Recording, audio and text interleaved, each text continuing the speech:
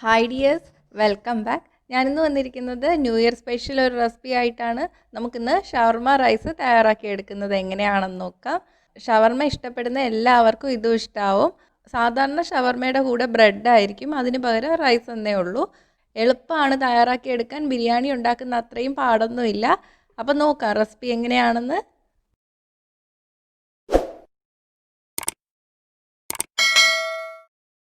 അപ്പോൾ ആദ്യം നമുക്ക് ചിക്കനിൽ മസാല പുരട്ടി വയ്ക്കാം. ഇത് ബോൺലെസ് ചിക്കനാണ്, 350 ഗ്രാം ഉണ്ട്. അപ്പോൾ ചിലപ്പോൾ നിങ്ങൾ വാങ്ങുമ്പോൾ വലിയ കഷ്ണങ്ങളായിട്ടായിരിക്കും കേട്ടോ കിട്ടുന്നത്, എന്നാലും കുഴപ്പമൊന്നുമില്ല. ഇനി ഇതിലോട്ട് നമുക്ക് 1/2 ടീസ്പൂൺ പെരിഞ്ജീരകത്തിൻ്റെ പൊടി ചേർത്ത് കൊടുക്കാം. 1/2 ടീസ്പൂൺ എണ്ണ, ഞാനിപ്പോൾ സൺഫ്ലവർ ഓയിലാണ് ചേർത്തത്.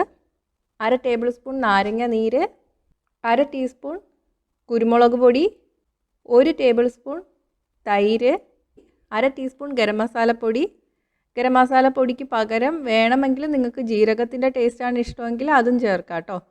1/2 ടീസ്പൂൺ മല്ലിപ്പൊടി, 1/2 ടേബിൾ സ്പൂൺ ഇഞ്ചി വെളുത്തുള്ളി പേസ്റ്റ്, 1/2 ടീസ്പൂൺ മഞ്ഞൾപ്പൊടി ഓപ്ഷണലാണ്. സാധാരണ നമ്മൾ ഷവർമയൊക്കെ വാങ്ങുമ്പോൾ ചിക്കൻ വെളുത്ത കളറിലായിരിക്കും ഇരിക്കുന്നത്. അപ്പോൾ വെളുത്ത കളറിൽ ഇരിക്കണ്ടെങ്കിൽ മാത്രം മഞ്ഞൾപ്പൊടി ചേർത്താൽ മതി കേട്ടോ, അല്ലെങ്കിൽ മഞ്ഞൾപ്പൊടി ചേർക്കണ്ട, അത് ഒഴിവാക്കിയാൽ മതി. 1/4 ടീസ്പൂൺ കാശ്മീരി മുളക് പൊടി. ഇനി ഇതെല്ലാം കൂടി നന്നായിട്ട് മിക്സ് ചെയ്ത് കൊടുക്കാം. ആവശ്യത്തിന് ഉപ്പ്. അപ്പോൾ ഉപ്പൊക്കെ കറക്റ്റായിട്ട് ചേർത്തിരിക്കണം. ഇനി നമുക്കിത് 1 മണിക്കൂർ ഒന്ന് മസാല പിടിച്ചു വരാൻ വേണ്ടിയിട്ട് മാറ്റി വയ്ക്കാം. ഇനി നമുക്ക് അരി ഒന്ന് കുതിർന്ന് വരാൻ വേണ്ടിയിട്ട് വെള്ളത്തിലിട്ട് വയ്ക്കാം. ഞാനിവിടെ 1.5 കപ്പ് അരിയാണ് എടുത്തിരിക്കുന്നത്. 1 കപ്പ് 240 ml ആണ്. ഇതിലോട്ട് വെള്ളം ഒഴിച്ചിട്ട് 1/2 മണിക്കൂർ ഒന്ന് കുതിർന്ന് വരാൻ വേണ്ടിയിട്ട് മാറ്റി വയ്ക്കാം. അപ്പോൾ അരി കുതിർന്ന് വരുമ്പോഴേക്ക് നമുക്ക് സാലഡ് തയ്യാറാക്കിയെടുക്കാം. ഒരു ബൗളിലോട്ട് 1/2 കപ്പ് കട്ടിയുള്ള തൈര് ചേർത്ത് കൊടുക്കുക. പുളി കുറഞ്ഞ തൈര് എടുക്കണം. 4 ടേബിൾ സ്പൂൺ മയണൈസ് നിങ്ങൾക്ക് വീട്ടിൽ വേണമെങ്കിൽ ഉണ്ടാക്കിയെടുക്കാം, അല്ലെങ്കിൽ കടയിൽ വാങ്ങാൻ കിട്ടും. 1/4 കപ്പ് കുക്കിംഗ് ക്രീം അല്ലെങ്കിൽ ഫ്രഷ് ക്രീം. 1/2 കപ്പ് സവാള ചെറുതായിട്ട് അരിഞ്ഞത്, വെള്ള കളർ സവാള ഉണ്ടെങ്കിൽ അത് ചേർത്താലും നല്ലതാണ് കേട്ടോ. 1/2 കപ്പ് കാബേജ് ചെറുതായിട്ട് അരിഞ്ഞത്, 1/2 കപ്പ് വെള്ളരിക്ക ചെറുതായിട്ട് അരിഞ്ഞത്. ഇത് പച്ച നിറത്തിലുള്ള കുക്കുംബർ ഇല്ലേ, അതാണ്. തോല് ചെത്തി കളഞ്ഞിട്ടുണ്ട്, കുരു ഇല്ലാതെയാണ് അരിഞ്ഞെടുത്തിരിക്കുന്നത്. 1/2 കപ്പ് തക്കാളി ചെറുതായിട്ട് അരിഞ്ഞത്, തക്കാളിയുടെ കുരു കളഞ്ഞിട്ടാണ് അരിഞ്ഞെടുത്തിരിക്കുന്നത്. 2 ടേബിൾ സ്പൂൺ പാഴ്സലി അരിഞ്ഞത്, പാഴ്സലി ഇല്ലെങ്കിൽ 1 ടേബിൾ സ്പൂൺ മല്ലിയില ചെറുതായിട്ട് അരിഞ്ഞത് ചേർത്താൽ മതി. ഇനി നിങ്ങൾക്ക് ഇതിൽ വേണമെങ്കിൽ ക്യാപ്സിക്കം ചേർക്കാം, ലെറ്റ്യൂസ് ചേർക്കാം, ക്യാരറ്റ് വേണമെങ്കിൽ ചേർക്കാം. 1 ടേബിൾ സ്പൂൺ നാരങ്ങ നീര്. അപ്പോൾ നമുക്ക് നാരങ്ങ നീര് കുറച്ച് വേണം. ആദ്യമേ ഇത് തയ്യാറാക്കും മുന്നേ കുറച്ച് പിഴിഞ്ഞു വെച്ചാൽ എളുപ്പമായിരിക്കും കേട്ടോ. 1 ടീസ്പൂൺ കുരുമുളക് പൊടി, 1 ടീസ്പൂൺ ഗാർലിക് പൗഡർ, വെളുത്തുള്ളിയുടെ പൊടിയാണ്. ഇതെല്ലാം സൂപ്പർ മാർക്കറ്റിലും വാങ്ങാൻ കിട്ടും. ഒന്ന് നന്നായിട്ട് മിക്സ് ചെയ്തതിന് ശേഷം ടേസ്റ്റ് നോക്കുക. ഉപ്പ് കുറവാണെങ്കിൽ ചേർത്ത് കൊടുക്കുക.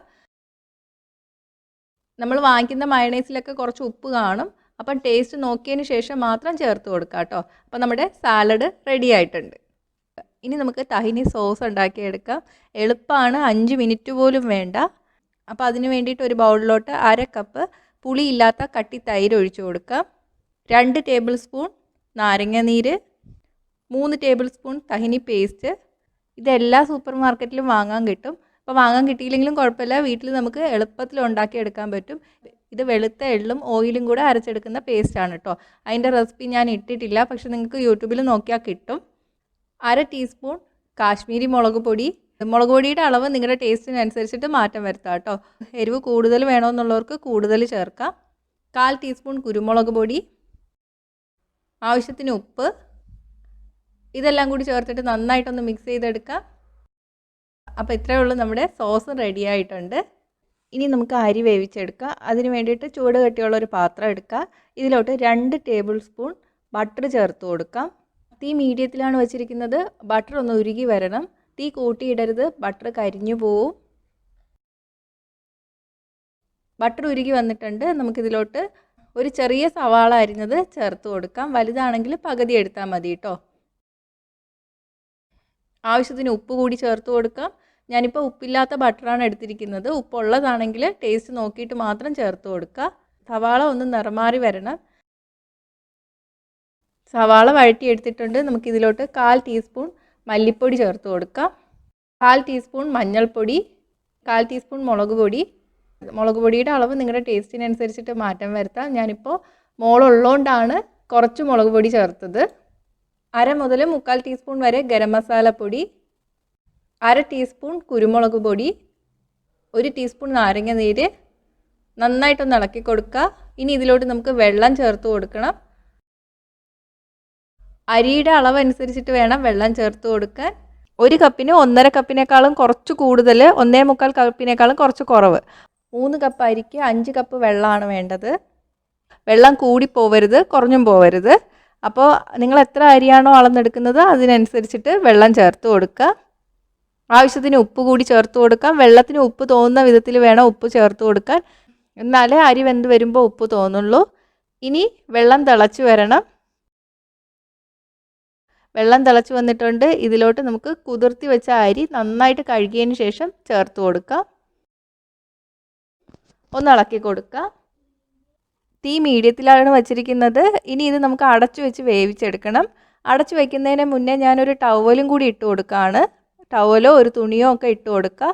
ഇങ്ങനെ വേവിക്കുന്നത് നമ്മൾ അടച്ചു വെച്ച് വേവിക്കുമ്പോൾ ഈ അടപ്പിൽ തങ്ങി നിൽക്കുന്ന ആവി തിരിച്ച് വെള്ളമായിട്ട് ചോറിൽ തന്നെ വീഴാതിരിക്കാൻ വേണ്ടിയിട്ടാണ്.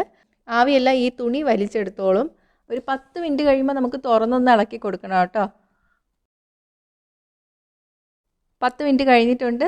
ഒന്ന് ഇളക്കി കൊടുക്കുക. അടിയിൽ പിടിക്കാതിരിക്കാൻ വേണ്ടിയിട്ടാണ്.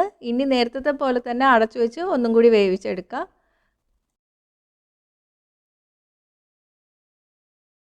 5 മിനിറ്റ് 10 മിനിറ്റ് കൂടുമ്പോൾ ഇടയ്ക്കൊന്ന് തുറന്ന് ഇളക്കി കൊടുക്കുക. ഏകദേശം വെള്ളമൊക്കെ വറ്റിയിട്ടുണ്ട്. പക്ഷേ ചോറിൽ വെള്ളം നനവുണ്ട്. അതും കൂടി പോയി കിട്ടണം. എനിക്ക് ഏകദേശം ഒരു 25 മിനിറ്റ് എടുത്തു കേട്ടോ വെന്ത് കിട്ടാൻ വേണ്ടിയിട്ട്. അപ്പോൾ ചോറ് റെഡി ആയിട്ടുണ്ട്. ഉപ്പൊക്കെ കറക്റ്റാണ്. തമ്മിൽ ഒട്ടിയൊന്നും പിടിക്കുന്നില്ല. ഇനി നമുക്ക് തീ ഓഫ് ചെയ്യാം. ഇനി നമുക്ക് ചിക്കൻ വറുത്തെടുക്കാം. അതിന് വേണ്ടിയിട്ട് ഒരു പാനിലോട്ട് കുറച്ച് എണ്ണ ഒഴിച്ചു കൊടുക്കാം. അധികം എണ്ണയൊന്നും വേണ്ട. ഞാനിപ്പോൾ സൺഫ്ലവർ ഓയിലാണ് ഒഴിച്ചത്. എണ്ണ ചൂടായിട്ട് വരുമ്പോൾ നമുക്ക് ചിക്കൻ്റെ പീസ് ഇട്ട് കൊടുക്കാം. തീ സിമ്മിൻ്റെ മീഡിയത്തിൻ്റെ ഇടയിലാണ് വെച്ചിരിക്കുന്നത്. താഴെ ഒന്ന് ബ്രൗൺ നിറമായി തുടങ്ങുമ്പോഴേക്കും നമുക്ക് തിരിച്ചിട്ട് കൊടുക്കാം. തീ കൂട്ടിയിടരുത്, എന്നാൽ താഴെ പെട്ടെന്ന് ബ്രൗൺ നിറമായി വരും. അകത്തൊന്നും വെന്തും കിട്ടില്ല. താഴെയും ഇതുപോലെ ബ്രൗൺ നിറമായി വരണം. ഇത് വെന്തിട്ടുണ്ട്. നമുക്ക് കോരി മാറ്റാം. നമ്മൾ സാധാരണ ചിക്കനൊക്കെ വറുത്തെടുക്കുന്ന പോലെ നല്ല ബ്രൗൺ നിറമാക്കി വറുത്തെടുക്കരുത് കേട്ടോ. ഇനി തണുത്തതിന് ശേഷം നമുക്ക് ഈ ചിക്കൻ്റെ കഷ്ണങ്ങൾ ചെറുതായിട്ടൊന്ന് കട്ട് ചെയ്തെടുക്കാം. ഇതുപോലെ ചെയ്യാം. ഇനി നമുക്ക് എങ്ങനെയാണ് ഷവർമ റൈസ് പ്ലേറ്റ് ചെയ്യുന്നതെന്ന് നോക്കാം. അതിന് വേണ്ടിയിട്ട് ഒരു പാത്രത്തിലോട്ട് ആദ്യം നമുക്ക് റൈസ് ഇട്ട് കൊടുക്കാം. ഇതിൻ്റെ സൈഡിലോട്ട് നമുക്ക് സാലഡ് വെച്ച് കൊടുക്കാം.